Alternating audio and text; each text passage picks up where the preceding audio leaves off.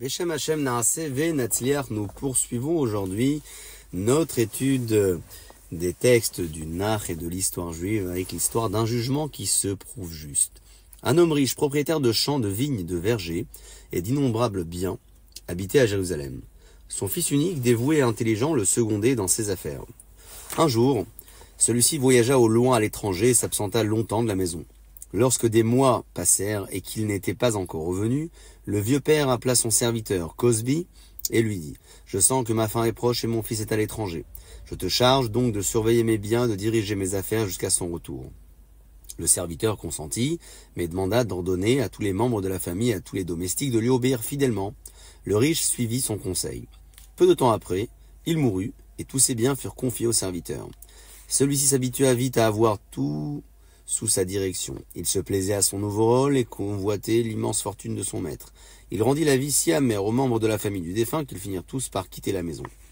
Lorsqu'il se retrouva enfin seul dans la grande propriété, il s'y conduisit comme s'il en était le maître. Des semaines et des mois passèrent et le véritable héritier revint de son voyage à l'étranger. Enfin, de retour chez lui, il trouva à son grand effroi que son serviteur effronté jouissait de tous ses biens. Son père n'était plus de ce monde, toute sa famille avait disparu et il se voyait chassé à grands cris de sa propre maison. « Ne me reconnais-tu pas » demanda-t-il étonné au serviteur. « Ne vois-tu pas que je suis moi, le fils de ton maître » s'écria-t-il en commençant à s'inquiéter.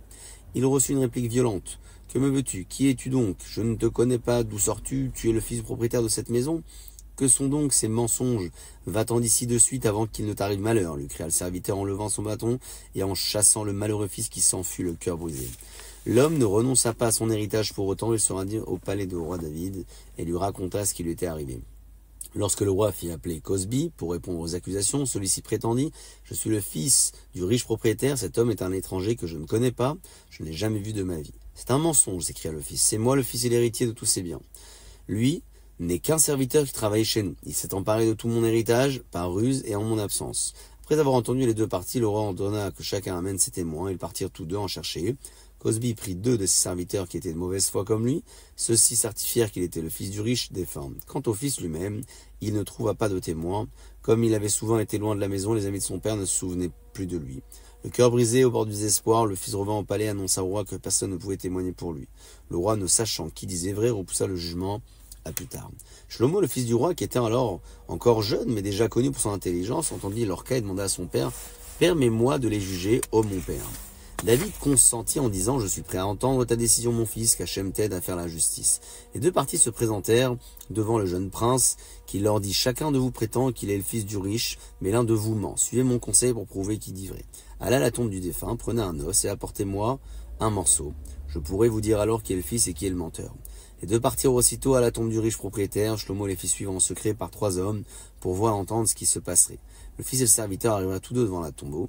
Soudain, on entendit l'un d'eux dire avec amertume « Il ne te suffit pas de voler mes biens et de me chasser de ma propre maison. Tu veux encore troubler le dernier repos de mon père et lui briser les os ?» Mais l'autre, qui était le serviteur, ne répondit pas. Sans un mot, il ouvrit froidement le cercueil, prit un des os, le brisa et retourna au palais. Bientôt, les deux parties se retrouvèrent devant le roi David et son fils Shlomo.